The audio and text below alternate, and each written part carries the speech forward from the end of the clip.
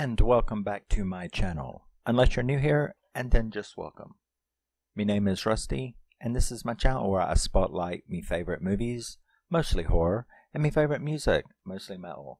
And welcome back as we continue on with my Space Horror Festival. These are 8 movies that I picked out. There's others, but I'll sprinkle them in with regular viewing options as we go along. And so these are the 8 that I chose out of my collection for various reasons. And tonight we are going to talk about the dark side of the moon.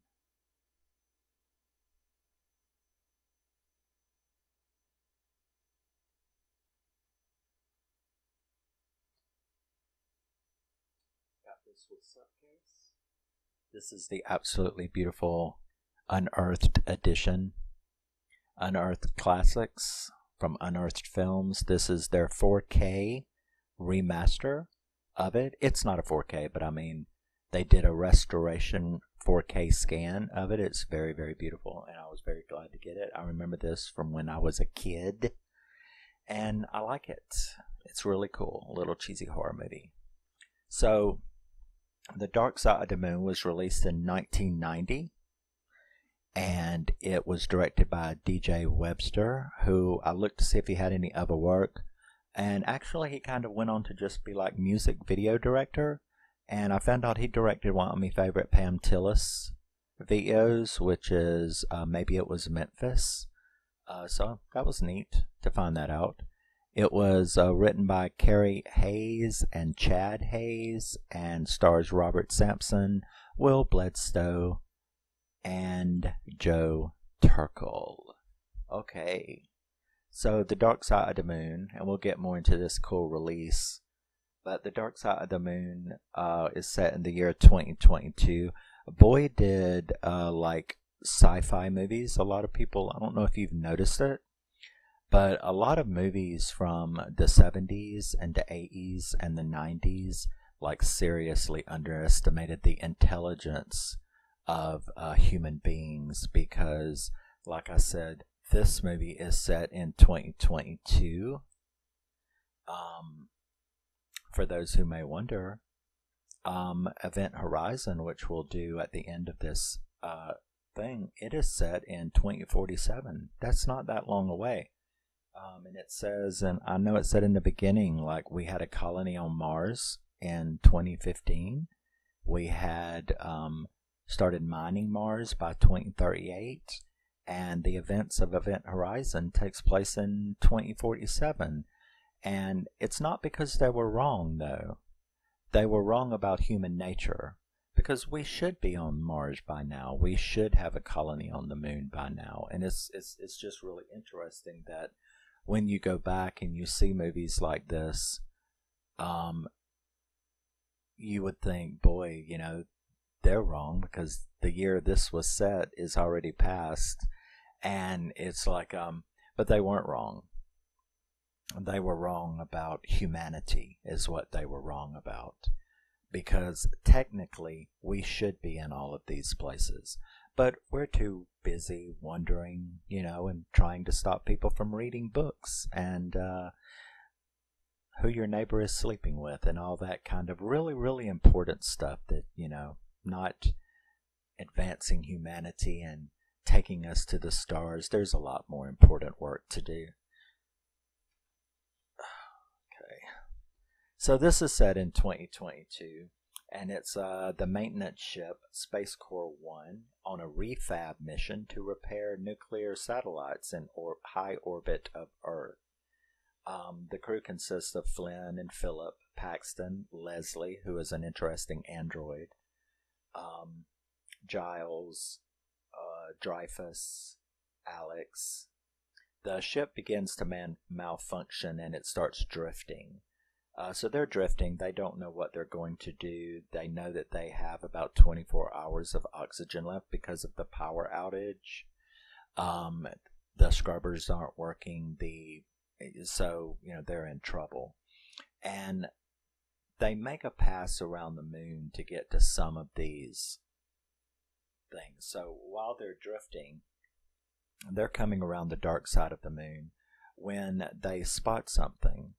And it turns out, as it got closer, it seems to be coming towards them. And as it got closer, it turns out that it is the Space Shuttle Discovery. The Space Shuttle Discovery, which had long ago disappeared when it crash landed in the Atlantic, is suddenly there. So, they're like, oh my gosh, help us, we're in trouble, and it pulls up and it docks alongside of them. But nobody answers, and when they go to the door, and they hook up the umbilical, and they go into the, to the door, they keep waiting for some kind of response, but nobody answers them, and they're like, well, who is driving this thing, right? Where's the crew? Well, they do manage to get in, and they're searching around, and they do find one dead captain, freshly dead, and he's got like this big triangle cut in him, like that part is completely removed, and his organs are visible and everything, and it's pretty gross. It's this is a rated R movie. It's pretty gross. So they bring him back on board. His chest is cut open. They start feeling like, well, who did that? Right. So someone else has got to be on the ship, right? But they can't find anyone. So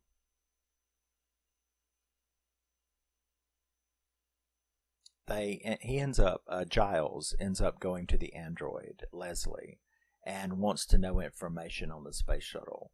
Like, what was this mission? What is it doing here? But she can't find anything. She can't find anything on it. All she can find in the files are that this thing crashed into the ocean and was never recovered. They did recover 2 of the 3 space astronauts' bodies, but one body was missing, and so he wants to know, well, who was the body that was missing? And it turns out that it is this guy that they found on the ship. And so they're very confused.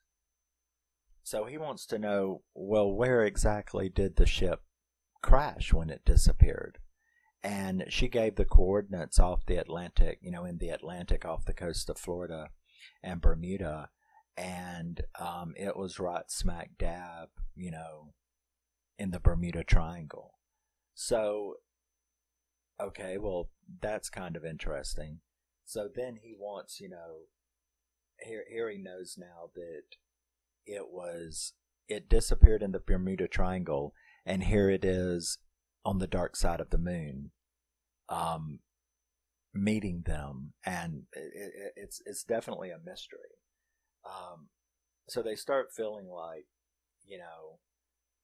that something's wrong, and about the time he starts feeling that with the comm system, Alex is in the med bay with that body when the body gets up and attacks her, and he's the only one that witnesses this, but it gets up and it attacks her, and it's got like these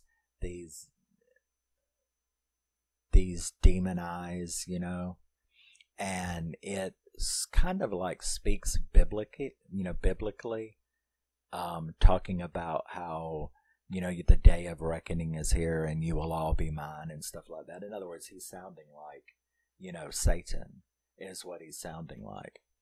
So I put my notes over there, and I'm going to have to put them back over here because I can't look in that direction correctly. So now that this has occurred, they find her. She's unconscious. She starts having like seizures and stuff like that. He goes and he tells them about this attack, and nobody, they don't believe him. And he suspects some type of possession thing is going on, is what he, and he's correct. So he starts like suspecting that there's some kind of possession thing going on. he goes and confers with Leslie again, and this time he's got a more detailed question, and because his little gears are turning right, trying to figure this out, and he ends up like asking her, "Can you pinpoint the exact location in the Bermuda Triangle where the space shuttle disappeared, and then superimpose it on the moon, like from the Earth to the moon? Where is that triangle on the moon?" And it was right dab in the middle of where they were. It like matched up perfectly. So he's like, so he begins to suspect there's some kind of portal between the Bermuda Triangle and here, and that maybe some aliens or alien technology is using this portal, and that's why there's been all of these disappearances in the Bermuda Triangle. They continue to try harder to fix their ship. Flynn goes back on board the shuttle to get some resources and to get some relays which could help fix their ship. That's where he finds like this cargo bay that's like been flooded and it's full of seaweed and seawater and stuff like that, which makes sense since the shuttle crashed in the Bermuda Triangle. So he ends up disappearing, though. They lose contact with him.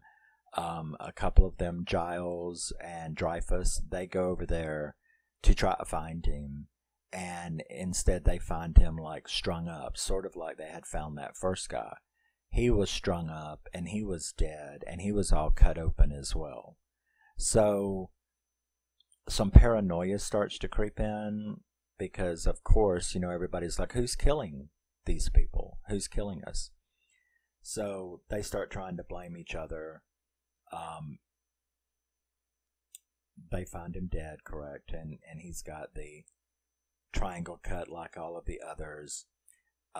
Alex wakes up possessed, and she seduces one of the crew members, but it's sort of kept in shadows, so you know a crew member comes in. There's only like 4 of them left.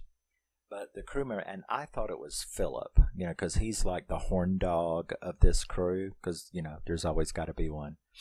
So I kind of thought it was Philip that was being, you know, possessed or being attacked by her, because you knew she was going to attack him, and she did. She got the eyes, and she started talking all of this biblical apocalyptical stuff, and she attacks him, and after that, they find her on the floor dead with the big triangle cut in her as well. So it's like this thing is, it reminded me of the movie Fallen, if you've ever seen that movie with Denzel Washington and John Goodman. It reminds me of that movie where this demon was jumping from body to body to body. And that's kind of exactly what's going on here. It possesses one of them. They attack and kill someone else and transfer, and then that person is dead. So that's the way it's been going. So as all of this continues to happen, he comes up with all kinds of like, he starts thinking that, suspecting that it's an alien life form, right, who has created this portal and hiding on the dark side of the moon. They're using this portal to kidnap, take human beings, boats, planes, all the stuff that's disappeared in the Bermuda Triangle. And through knowledge of these humans, they have sort of taken on the guise of biblical mythos to scare their victims before they own them, torture them, bow at my feet, get on your knees and bow to me kind of thing. So that's what Giles is kind of suspecting, and it's what you're suspecting. So as the paranoia continues to go, they end up down to 30 minutes. Otherwise, they're going to have to cut the shuttle loose. And they need this relay that Flynn, died, so he didn't get to bring back the relay. So Giles is the one who's like, I'm going to go over there, I'm going to get the relay, I'm going to bring it back. But we're so close to being out of oxygen that if I'm not back in 30 minutes, eject the shuttle. And I'm just dead, right?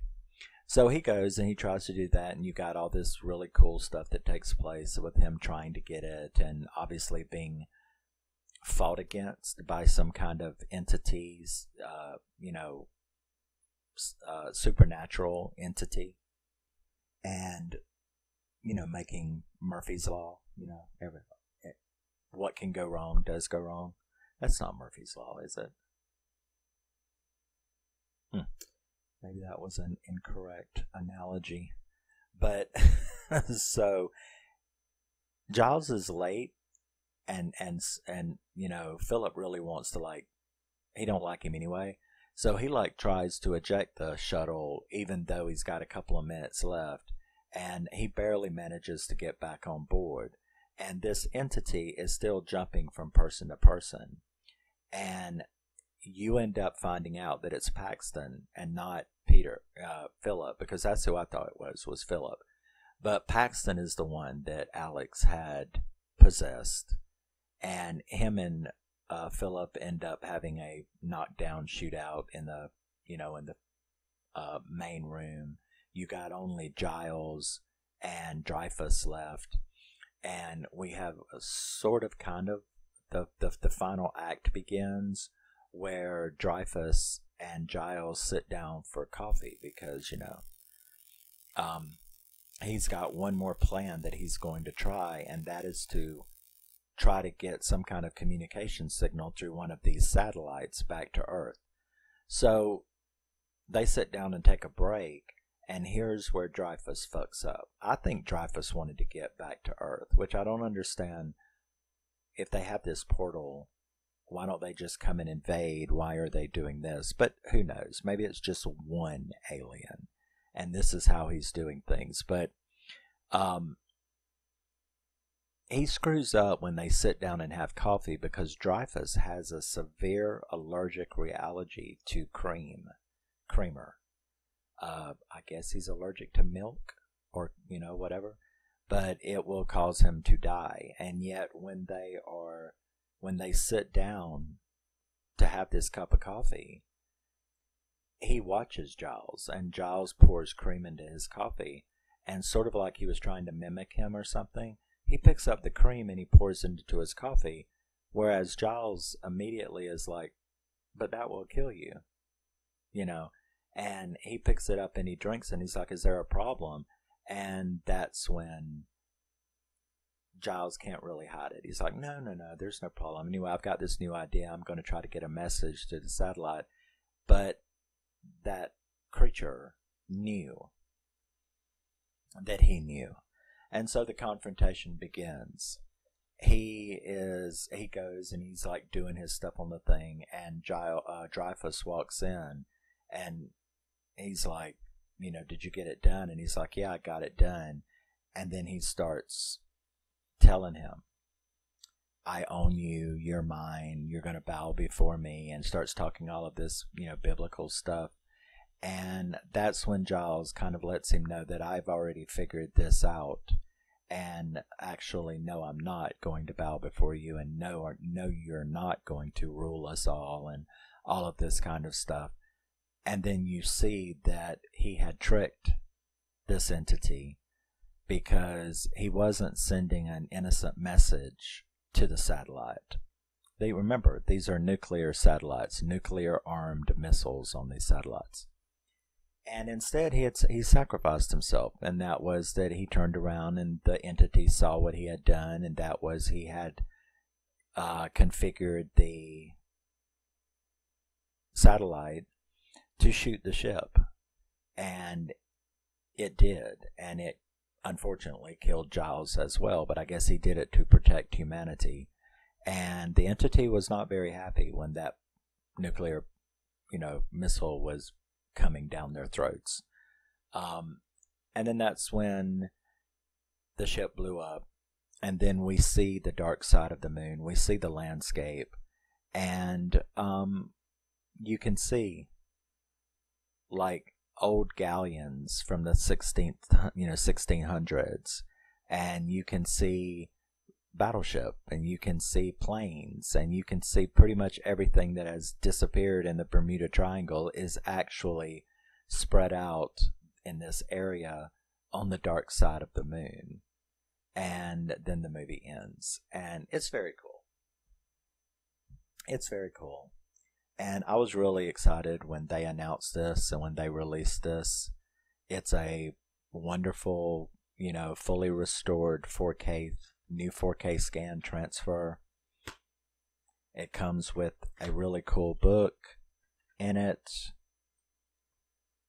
That's the demon, the dark side of the moon. It's got a lot of cool stuff. That's Alex when she was possessed. And here, let's see if we can have anything cool. That's Giles sitting there waiting for death. That's Dreyfus and Giles. These are the two ones that were last alive, and he was the one that was surprisingly possessed and you didn't know it, and ended up causing Giles there to blow it up. You can recognize him from some horror movies. That's Philip. And this one's interesting.